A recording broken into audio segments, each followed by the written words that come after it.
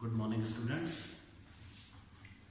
इक्विसिस्टम के बारे में बात कर रहे हैं हम लोग और पिछले टर्म पे इक्विसिस्टम की इंटरनल स्ट्रक्चर के बारे में हमने बात करी थी, आंतरिक संरचना के बारे में हमने बात करी थी और उसके जीरोफिटिक और हाइड्रोफिटिक युग्मोद्भिदीय और जलोद्भिदीय जो कैरेक्टर्स उसके स्टेम में पाए जाते हैं, तने में पाए जाते हैं, उसके बारे में हमने बात करी। तो मैंने आपको बताया था कि इक्विसिस्टम का जो स्टेम होता है वो इस तरह का होता है कि उसके अंदर जीरोफिटिक कैरेक्टर्स भी हैं और हाइड्रोफिटिक कैरेक्टर्स भी हैं। बहुत बड़े बड़े एयर कैविटीज का फॉर्मेशन, एयर कैविटीज का बनना वो हाइड्रोफिटिक कैरेक्टर था और बाकी हमने देखा था कि जो दूसरे सारे कैरेक्टर्स थे वो जीरोफिटिक कैरेक्टर्स थे। तो ecosystem generally moist and shade loving pteridophyte ही है वैसे जैसे होता है, लेकिन इसके कुछ जो स्पीशीज हैं जैसे इक्विसिस्टम आर्वेन से है जिसकी हमने बात करी थी। मैंने आपको बताया था कि ये आपको ऐसी जगह पर भी मिलती है जहाँ पे थोड़ा सा जीरोफिटिक कंडीशंस हो जाती है, जहाँ पे थोड़ा सा वाटर की स्ट्रेस हो जाती है, वहाँ पर भी हमको ये पाए जाते हैं। तो इक्विसिस्टम जो है वो जीरोफिटिक और हाइड्रोफिटिक दोनों कैरेक्टर्स शेयर करेगा। आज हम बात करेंगे अबाउट रिप्रोडक्शन के। रिप्रोडक्शन जो है वो इक्विसिस्टम में कैसे होता है, जनन की जो क्रिया है वो कैसे होती है। रिप्रोडक्शन की जब हम बात करते हैं तो हम पहले बात करते हैं आपके वेजिटेटिव रिप्रोडक्शन की या कायिक जनन की। जो स्पोरोफिटिक बॉडी होती है वो दो तरह से रिप्रोड्यूस करती है, एक तो वेजिटेटिव रिप्रोडक्शन, दूसरा reproduction with the help of spores. Spores का फॉर्मेशन होगा और उसकी वजह से उसके थ्रू रिप्रोडक्शन का फिनोमेना कंप्लीट होगा। कायिक जनन का जहां तक सवाल है, इक्विसिस्टम के अंदर कायिक जनन जो होता है, वेजिटेटिव रिप्रोडक्शन जो होता है वो एक स्पेशल बॉडीज के द्वारा होता है। बेसिकली उन स्पेशल बॉडीज को हम कहते हैं tubers. They are known as tubers. होता क्या है, इक्विसिस्टम जो है मैंने आपको बताया था कि जो इसका स्टेम होगा वो अंडरग्राउंड होता है, जमीन के अंदर अंदर ग्रो करता है, जिसे हम राइजोम कहते हैं। और इस राइजोम से फिर लेटर स्टेजेस में एरियल ब्रांचेस का, अपराइट ब्रांचेस का फॉर्मेशन होता है। तो आप देखेंगे जमीन के अंदर अंदर ये ग्रो करता है, इस तरह का ये स्टेम है आप जानते हैं, और ये नोड्स और इंटरनोड्स में डिवाइड हो जाता है। इस तरह से नोड हैं जगह जगह और ये इंटरनोडल रीजन होगा। जो नोडल रीजन होगा उस पर लीफ बॉल नहीं होंगे, जो कि कहाँ होते हैं, एरियल पार्ट में। हमने जब देखा था मैंने आपको बताया था एरियल जो पार्ट होता है उसमें जहाँ जहाँ नोड होता है वहाँ पर इस तरह से लीफ बॉल्स का फॉर्मेशन भी होता है। लीफ शिफ्ट जिसको हम कहते हैं, बेसिकली रिड्यूस्ड लीव्स हैं, इसीलिए फोटोसिंथेसिस किसको करना पड़ रहा था, स्टेम को करना पड़ रहा था। स्टेम के ऊपर फोटोसिंथेसिस फिनोमेना कंप्लीट हो रहा था। तो ये जो नोडल रीजन है, जहाँ जहाँ नोड है उस नोड से एक आउटग्रोथ निकलती है जो ओवल शेप की होती है। आप देखेंगे आपको इस तरह की कुछ आउटग्रोथ दिखाई देगी जो निकलती है। और ये आउटग्रोथ एक्चुअली क्या होती हैं, ये सिंपल सा ओवल सा पीयर शेप स्ट्रक्चर है। इस पीयर शेप स्ट्रक्चर में आप देखेंगे कि इसके सेंटर में जो पैरेन्काइमेटस रीजन होता है वहाँ पर स्टार्च ग्रेन्स प्रेजेंट होंगे। मान लीजिए ये स्ट्रक्चर है हमारा इसका, तो आप देखेंगे यहाँ सेंटर में आपको यहाँ पर बीच में स्टार्च ग्रेन्यूल्स दिखाई देंगे। स्टार्च ग्रेन्यूल्स एक्चुअली ये रिजर्व फूड मटेरियल है जो इसको लेटर स्टेज में हेल्प करेगा जब ये नए प्लांट के अंदर कन्वर्ट होगा। और यहाँ पर आपको 1, 2 से 3 लेयर की स्क्लेरेन्काइमेटस लेयर्स भी दिखाई देती है। और इस सेंट्रल रीजन के अंदर जो कोलेटरल वेस्कुलर बंडल्स भी आपको यहाँ पर दिखाई देंगे। कोलेटरल वेस्कुलर बंडल्स मैंने आपको बताया था वेस्कुलर बंडल्स के रूप में होता है। यहाँ पर जो हमारा स्टील है, जाइलम फ्लोएम है, वो छोटे छोटे बंडल्स के फॉर्म में प्रेजेंट होता है और इसलिए हम उसको वेस्कुलर बंडल्स बोलते हैं। तो यहाँ पर कोलेटरल वेस्कुलर बंडल्स आपको यहाँ पर दिखाई देंगे इस तरह से।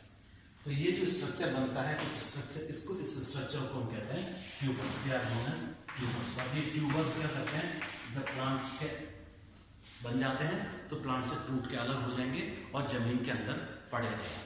कब तक पड़े रहेंगे, जब तक कि अनफेवरेबल कंडीशंस रहेगी। और ऐसी कंडीशंस जो प्लांट की ग्रोथ के लिए फेवरेबल नहीं, means water is not there, temperature जो है वो इस तरह का नहीं है कि प्लांट ग्रो कर सके।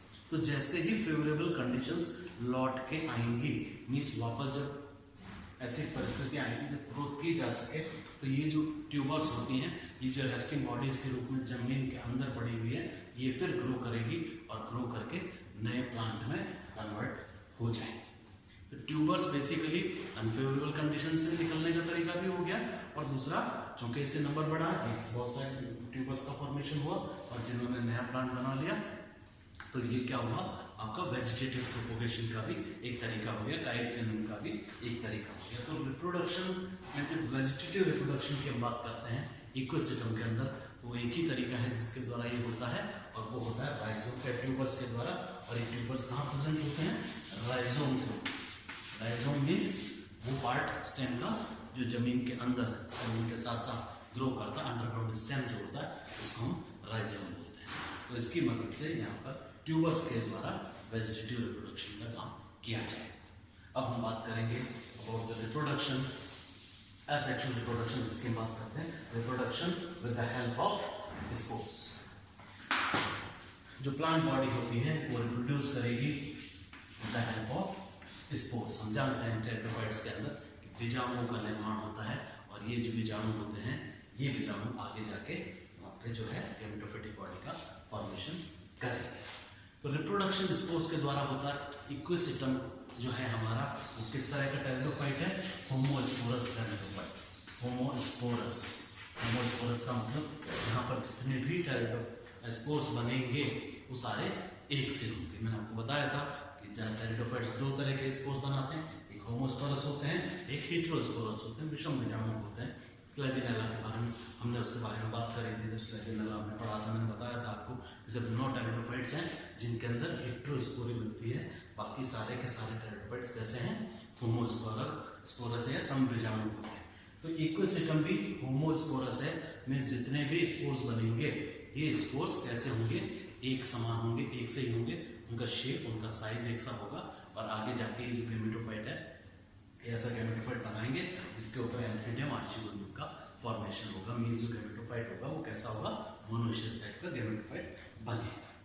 ये जो स्पोर्स होते हैं, ये आप जानते हैं कहाँ इनका फॉर्मेशन होता है, इनका फॉर्मेशन होता है बीजाणु धानियों में, स्पोरेंजियम, बीजाणु धानी, sporangium, spore sac like structure, bag like structure, जिसके अंदर इन बीजाणुओं का निर्माण होता है, उनको हम कहते हैं स्पोरेंजियम, बीजाणु धानियां। और इन बीजाणु धानियों के अंदर चूंकि सारे होमोस्पोरस है, हमने सिर्फ इसको स्पोरेंजियम का माइक्रोस्पोरेंजियम या मेगास्पोरेंजियम नहीं बोला, जैसा कि हमने स्लेजिनेला में बात करी थी। स्लेजिनेला जब मैंने आपको बताया था, तो मैंने आपको बताया था कि दो तरह के बीजाणु धानियां भी बनती है, क्योंकि स्पोर्स भी जब दो तरह के बन रहे हैं तो बीजाणु धानियां भी दो तरह के बनती है, यहाँ ऐसा नहीं है।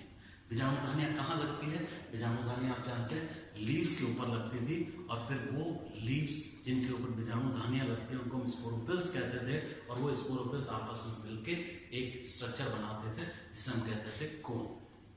लेकिन इकोसिस्टम में क्या प्रॉब्लम है, इकोसिस्टम में मैंने आपको बताया कि लीव्स जो होती हैं दे आर एब्सेंट या दे आर नॉन फंक्शनल, एक शीट के रूप में सिर्फ नोडल रीजन के ऊपर होती, तो पत्तियां तो होती ही नहीं है, तो पत्तियां नहीं होगी तो ये बीजाणु धानियां कहाँ लगेंगी। तो इक्विसिस्टम के अंदर क्या होता है, जो बीजाणु धानियां होती है वो एक विशेष संरचनाओं के ऊपर लगती है, और उन विशेष संरचनाओं को हम कहते हैं sporangiophore, sporangiophore means sporangium bearing structure, बीजाणु धानीधर वो स्ट्रक्चर जिसके ऊपर बीजाणु धानी का निर्माण होता है। और ये विशेष संरचना इसलिए बनती है क्योंकि लीव्स नहीं है, तो लीव्स नहीं होने की वजह से इस स्पेशल स्ट्रक्चर का फॉर्मेशन होता है। और ये जो स्पेशल स्ट्रक्चर है इसके ऊपर बीजाणु धानियों का, इसके ऊपर जाके बीजाणु धानियों का निर्माण होगा, और उनके आधार पर बीजाणु का निर्माण होगा। तो जो एरियल स्टेम होता है, एरियल पार्ट होता है, वहां पे ये स्पोरेंजियोफोर्स लगते हैं, और उन स्पोरेंजियोफोर्स से मिलके स्ट्रक्चर बनता है, आपस में ये मिलकर बनाते हैं, उसे हम क्या कहते हैं, कोन। तो स्पोरेंजियोफोर्स मिलके आपस में कोन, या जिसको स्ट्रोबिलस हम कहते हैं, उसका शंकु का निर्माण करेगा।